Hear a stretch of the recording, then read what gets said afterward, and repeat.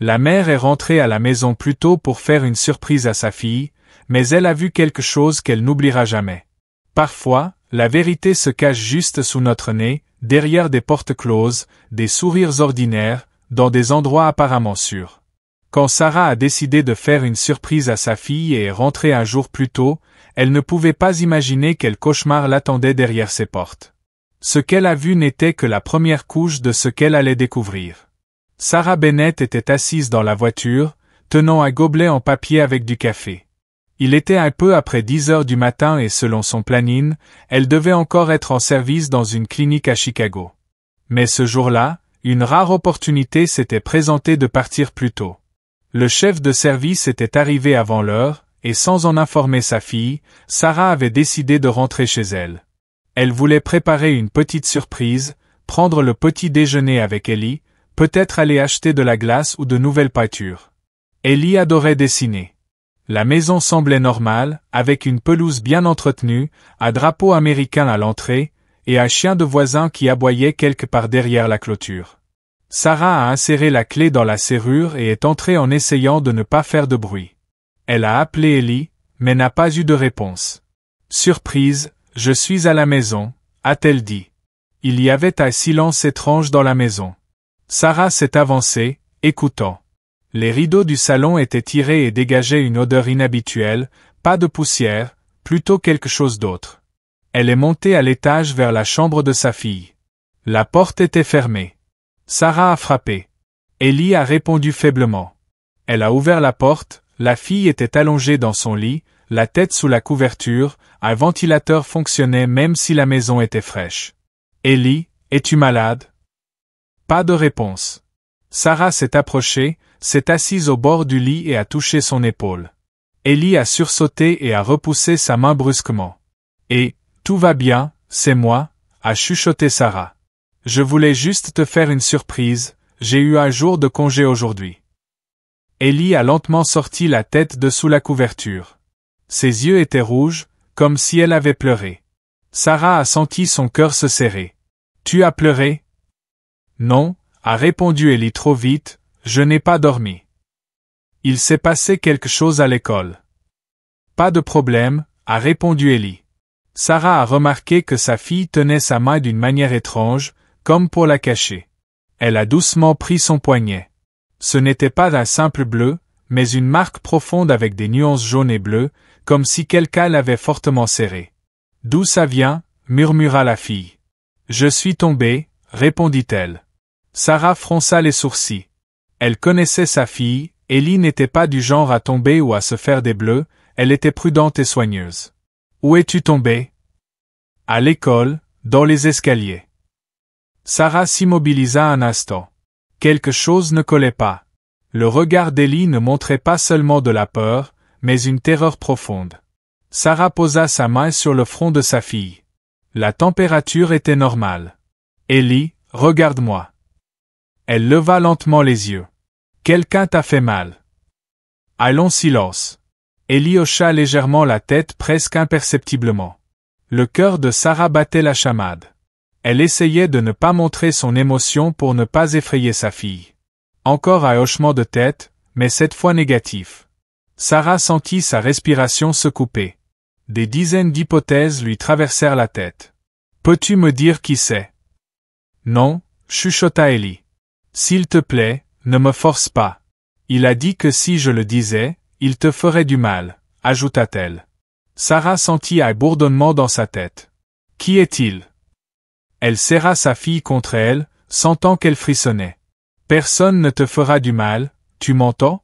Je vais te protéger. » Ellie restait silencieuse, tout tremblante comme si elle recevait une décharge électrique sous les draps. Sarah descendit à la cuisine, les mains tremblantes. Elle s'est versée de l'eau, s'est assise à la table, réfléchissant à qui elle pourrait suspecter si quelqu'un dans leur entourage lui aspirait le moindre doute. Elle pensa à Josh, un voisin de l'autre côté de la rue, un vieil ami de la famille, veuf, qui aidait à la maison, réparait des robinets, installait des étagères, et parfois emmenait Ellie à l'école quand Sarah était de service. Il souriait toujours, poli, mais il était trop présent. Puis Sarah se rappela un épisode quelques semaines auparavant. elle était entrée dans la chambre d'Ellie, qui avait rapidement caché quelque chose sur l'écran de sa tablette. À ce moment-là, Sarah n'avait pas prêté attention, mais ensuite sa fille avait plusieurs fois demandé à ne pas rester seule à la maison. Sarah sortit son téléphone et appela Mark Stevens, un policier qu'elle connaissait, ami depuis l'université. Il lui avait toujours dit, « Si tu sens que quelque chose ne va pas, mieux vaut trop se méfier que pas assez. » Mark, bonjour, j'ai besoin d'aide, c'est très sérieux, seulement entre nous. Il ne posa pas de questions superflues et dit qu'il serait là dans une demi-heure. Sarah monta à l'étage. Ellie dormait, ses yeux rougis par les larmes, ses lèvres serrées comme si elle attendait un coup. Sarah s'assit à côté d'elle et lui caressa les cheveux. Elle ne connaissait pas tous les détails, mais sentait que la vérité était plus effrayante qu'elle ne voulait l'imaginer. Elle fit la promesse que peu importe qui c'était, il ne ferait plus jamais de mal à sa fille, et si le système ne pouvait pas l'arrêter, elle le ferait elle-même. Sarah ne put pas dormir après ces révélations. Tout en elle était bouleversé. Sa fille vivait dans la peur chaque jour, chaque nuit, et elle ne l'avait pas remarqué, ni entendu, alors qu'elle était là. Et pourtant, elle était aveugle. Le lendemain matin, Sarah sortit dans le jardin pour parler avec Mark. Il était venu en civil, sans uniforme, pour ne pas effrayer Ellie. Sarah lui raconta ce qu'elle avait pu comprendre. Un homme adulte, peut-être un ancien proche, avait été dans leur maison. Ellie avait peur de dire son nom, disant qu'il avait menacé de faire du mal. Mark écoutait en silence. « Tu as des soupçons » demanda-t-il enfin. Sarah hésita, mais répondit quand même. « Josh Eden. Notre voisin, tu le connais. Il venait souvent ici, aidait quand j'étais de garde. Poli, mais prudent. Je me souviens de ce type. Il y a eu un épisode étrange il y a quelques années. Une plainte d'une famille d'un autre quartier, mais ça n'est jamais allé au tribunal. La mère de la fille a retiré les accusations. Tout a été clos officiellement, il est propre. Mais officieusement, il est douteux. Tu penses qu'il pourrait être coupable ? Je pense qu'il faut être très prudente et commencer à rassembler des preuves, n'importe lesquelles. Le soir, Sarah entra dans la chambre d'Ellie. La fille était assise par terre, près d'une boîte de dessin.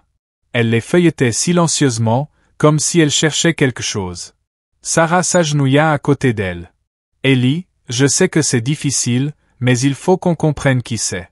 Je dois savoir qui craindre. » « Elle saura qui tu es, » dit la voix doucement, comme un bruissement de papier. « Il ne saura pas. Je ne le dirai à personne. Ton nom, tu ne me parleras que quand tu seras prête. Mais plus on se tait, plus il est libre, et il ne doit pas être libre. Tu comprends ?» Ellie hocha la tête, et comme si elle parlait à elle-même, murmura. « C'est Josh. Il a commencé par des compliments, puis venait quand tu n'étais pas là. Il disait que si je parlais, je serais morte. Il sait comment. » Sarah sentit un coup au ventre, elle se retint de ne pas se lever et courir chez lui. « Il t'a déjà touché ?» La fille hocha de nouveau la tête. Sarah posa sa main sur la sienne. Elles restèrent longtemps en silence. Cette nuit-là, Sarah regarda les vidéos des caméras autour de la maison. La plupart des images montraient des chiens, des enfants, des livreurs. Mais durant la semaine passée, il y eut 3 épisodes où on voyait clairement Josh s'approcher de la maison tard le soir. Il ne sonnait pas, il restait juste devant la porte, parfois il faisait le tour de la maison puis apparaissait à l'arrière pour repartir quelques minutes plus tard. Sarah sauvegarda ces extraits et les envoya à Mark. 1 heure plus tard, il rappela. « Ce n'est pas encore suffisant pour une arrestation ou une enquête officielle. Je vais commencer par faire un rapport. » Marque la vidéo comme comportement suspect. Que peux-tu faire d'autre? Je vais essayer d'obtenir un mandat pour son téléphone ou son ordinateur. S'il y a quelque chose là-dedans, ce sera un motif sérieux. Il sait qu'on se doute de quelque chose, mais pas encore. Crois-moi, des types comme lui sentent le danger. Bientôt il va paniquer, peut-être essayer de disparaître, changer de comportement. Tu dois rester vigilante et ne pas la laisser seule. Le lendemain, Ellie ne va pas à l'école. Sarah appelle son travail, prend un jour de congé. Elle passe la journée à la maison, prépare des crêpes, regarde de vieux dessins animés, parle de tout et de rien. Sarah essaie de créer un sentiment de sécurité, mais à l'intérieur, tout bouillonne. Sarah regarda le tableau sur la tablette d'Ellie, avec sa permission. Tu peux regarder, il y a un message. Je n'ai rien supprimé. Sarah ouvrit la conversation. Beaucoup de messages avaient été effacés, mais il restait quelques extraits d'un compte anonyme. Les phrases étaient prudentes, mais cela les rendait encore plus effrayantes. Tu ne veux pas que maman soit blessée, n'est-ce pas? Personne ne croira un enfant. Ils diront que tu as tout inventé. Si tu te tais, tout ira bien. Nous sommes amis. Les captures d'écran ont été envoyées à Mark. Il a confirmé que l'IP est correcte. On pourra essayer d'identifier l'expéditeur, surtout s'il s'agit d'un compte lié au principal. On est proche. Mais il est important de ne pas précipiter les choses. Si on fait trop vite, l'avocat fera annuler l'affaire. Ta tâche est de maintenir la stabilité. Protège-la, ne lui laisse pas comprendre qu'on collecte des preuves. Sarah hocha la tête, mais à l'intérieur, la colère bouillonnait. Si la police ne peut pas l'arrêter, elle le fera elle-même. 2 jours plus tard, Sarah était au poste de police dans une salle d'interrogatoire. À côté, Mark et une femme détective, lieutenant Harper, spécialisée dans les affaires mineures. Ellie n'avait pas encore été amenée. Sarah insista pour que sa fille soit interrogée seulement en présence d'un psychologue pour enfants et uniquement en cas d'extrême nécessité. Sur la table, une clé USB avec des vidéos, des captures d'écran de conversation et un rapport médical d'un médecin de confiance d'une clinique privée. Tout était conforme, traces sur le corps, description de l'état, avis d'un psychiatre, traumatisme, anxiété, signes d'intimidation systématique. Harper examina les documents en silence, prenant des notes. Vous comprenez? Enfin elle parla. Si on se trompe, si c'est un malentendu, on détruit la vie d'un homme. Sarah redressa vivement la tête. Et si on ne se trompe pas? Si on ne fait rien, et qu'il fait du mal à quelqu'un d'autre, ou revient vers ma fille? Harper la regarda droit dans les yeux. C'est justement pour ça que je fais ce travail. Mais il faut tout faire strictement selon le protocole. Mark intervint. Les actions inquiétantes, les vidéos, les preuves indirectes, c'est suffisant pour commencer la surveillance, demander un mandat pour les appareils électroniques, l'interroger comme témoin. Harper acquiesça. On commence par là, mais soyez prêts, ça peut prendre du temps. Sarah rentra tard chez elle. Ellie dormait déjà. Elle entra doucement dans sa chambre pour vérifier que tout allait bien. Sur le rebord de la fenêtre, veilleuse en forme de renard, son doudou près de l'oreiller. Pour un instant, tout semblait normal, ordinaire. Mais ce ne fut qu'un instant. Sarah ne dormait presque pas de la nuit. Chaque bruissement semblait suspect. Elle tenait son téléphone près d'elle, la télécommande de l'alarme dans une main. Vers l'aube, elle s'est finalement assoupie sur le canapé, habillée. Un appel l'a réveillée. C'est moi, la voix de Mark s'est fait entendre. Il avait senti que quelque chose n'allait pas. Josh ce matin, il a été calomnié, on essaie de le faire passer pour un agresseur. Il s'est comporté de manière agressive, a fait des menaces et des plaintes. Merde, soupira Sarah. Il sait maintenant qu'on fouine autour de lui, pas officiellement, mais ça renforce notre position. On a obtenu une autorisation pour perquisitionner chez lui et saisir ses appareils électroniques. Demain matin, on y va avec un mandat. Tiens bon cette nuit. Sarah voulait lui demander s'il pouvait venir rester près d'elle, mais Mark risquait déjà sa carrière à l'aider en dehors des protocoles. Je gérerai, répondit-elle, pour Ellie. La nuit fut particulièrement difficile. D'abord, Sarah entendit un plancher grincer dans le couloir, puis une silhouette derrière la fenêtre. L'alarme et les caméras restaient silencieuses. Elle vérifia tout, rien, mais son inquiétude ne partait pas. Vers minuit, quelqu'un frappa à la fenêtre de la cuisine. Sarah, tenant un couteau de cuisine, s'approcha prudemment et regarda. Il a dit qu'il arriverait dans 20 minutes. Il a ordonné de barricader les portes et de ne laisser entrer personne. Quand il est arrivé, ils ont fouillé les lieux, aucune trace, mais Sarah était sûre que c'était lui, testant leur préparation. Le lendemain matin, la police arriva chez Josh avec un mandat. Sarah ne vit pas l'arrestation, mais Mark appela rapidement. Josh fut arrêté sans résistance, sous prétexte de possession de matériel potentiellement compromettant, y compris celui d'Ellie. Josh pensait avoir tout supprimé, mais ils avaient tout récupéré.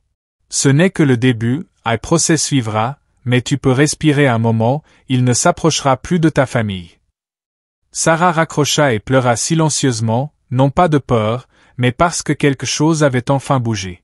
Lorsqu'elle l'a dit à Ellie, la fillette hocha seulement la tête, sans larmes ni sourire, le visage vide. Elle dessinait à la table un château aux hautes murailles, au stylo noir. Sarah demanda, « C'est toi ?» Ellie hocha la tête. « C'est moi à l'intérieur. » Sarah la prit dans ses bras, la serrant contre elle. Elle savait que le pire était peut-être derrière, mais que la vraie lutte commençait. La maison redevint plus calme, mais pas plus sûre. Malgré l'arrestation de Josh, l'angoisse persistait. Sarah connaissait le système. Un mandat n'est pas une condamnation, la détention était temporaire.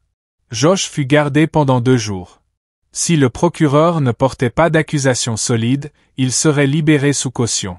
Et c'est ce qui arriva. Mark appela au coucher du soleil. Josh était libre, sous contrôle, mais sans bracelet électronique, le tribunal n'avait pas encore imposé de restrictions de mouvement. Josh savait qu'il avait des problèmes, mais restait libre. Sarah serra son téléphone comme si elle pouvait le casser. Elle avait déjà demandé une protection urgente, mais le processus était long. En attendant, alarme, serrure, ne pas rester seule. Elle avait dit à Josh qu'elles avaient déjà été seules, sans proches ou amis de confiance à proximité. Elle verrouillait portes et fenêtres, mettait en marche le système d'alarme, mais la sensation que quelqu'un était là ne la quittait pas. Cette nuit-là, Sarah était prête à tout. Elle sentait que quelque chose allait arriver. Vers 3 heures du matin, l'alarme sonna. On entendit du verre brisé à la porte arrière. Sarah bondit, tenant son téléphone et un spray au poivre, elle courut à la fenêtre et vit une silhouette. Elle portait des vêtements sombres, une capuche, quelque chose brillait dans sa main. Elle se précipita dans la chambre d'Ellie, ferma la porte à clé, et appela Mark. « Il est dans la maison. Je pars, la police est en route. » Elle serra Ellie contre elle en chuchotant que tout irait bien, qu'elle n'était pas seule. Des pas se firent entendre derrière la porte, coulant contre le mur, le cliquetis d'une serrure au rez-de-chaussée, et une voix. « Sarah, ouvre. Je veux juste parler. C'est une erreur. » La voix était déformée, sourde, comme venant des profondeurs de l'eau. Sarah couvrit les oreilles d'Ellie.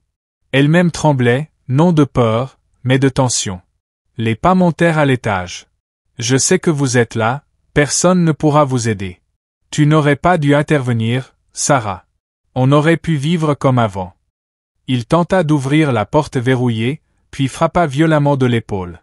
Sarah leva son spray, appuya sur la télécommande de l'alarme, déclenchant une alerte. « Recule de la porte, Josh !» cria-t-elle. La police était en route. Il ne répondit pas, puis un coup, puis plus rien. Un instant de silence, puis le bruit de verre cassé, quelque chose tombant, des pas fuyant en courant. 40 secondes plus tard, les sirènes retentirent. Josh fut arrêté sur la pelouse. Il tenta de fuir par la cour voisine, mais était en état de choc. Il avait un couteau et des gants sur lui. Il criait qu'il voulait juste s'expliquer, que c'était une vengeance, de la jalousie, qu'elle avait détruit sa vie. Cette fois, il fut conduit au poste pour tentative d'effraction avec arme, menace et violation des conditions de libération. Ce n'était plus une simple pression psychologique. C'était un véritable risque physique. Mark est arrivé chez eux quelques minutes après la police. Tout était intact. Il a regardé Sarah et Ellie. Sarah a hoché la tête, s'est approchée et l'a embrassée. La matinée s'est passée au poste de police avec interrogatoire, signature et protocole. Sarah se sentait comme une machine, répondant aux questions, signant des papiers, acquiesçant. La seule chose qui la ramenait à la réalité était la main d'Ellie serrant ses doigts. À midi, la confirmation officielle est arrivée, Josh avait été arrêté. Le tribunal avait décidé de le garder en détention jusqu'à la fin de l'enquête. Nous avons gagné la première bataille, a dit Mark, mais le procès sera long et difficile. Es-tu prête? Sarah a regardé Ellie. La fille dormait, pour la première fois depuis longtemps avec un visage détendu. Nous ne sommes pas prêts, mais nous allons nous battre. Le soir, ils sont rentrés à la maison. La maison était vide, mais ne semblait plus aussi dangereuse. Sarah savait qu'elle avait désormais une protection, mais surtout la volonté de se défendre elle-même. Elle ne pouvait pas rendre ce qui avait été volé à sa fille, mais pouvait être là pour elle chaque jour. Et un soir, Ellie a dit avant de dormir, « Merci de m'avoir écouté, maman. » 3 mois ont passé. Le procès de Josh Eden suivait son cours. Les procureurs avaient rassemblé suffisamment de preuves, et le juge avait refusé une libération sous caution. L'affaire a été transférée au tribunal de district où le procès complet devait commencer. Ellie ne témoignait pas directement dans la salle, le procureur a assisté pour que son interrogatoire se fasse par visioconférence en présence d'un psychologue. Elle a été calme et réservée, répondant aux questions malgré la peur. En sortant, elle avait le visage impassible, non pas comme une gagnante, mais comme quelqu'un qui n'était plus une victime. Sarah a vendu sa voiture, quitté son travail, et réduit toutes ses dépenses. Elle savait que sa priorité était d'être présente pour sa fille.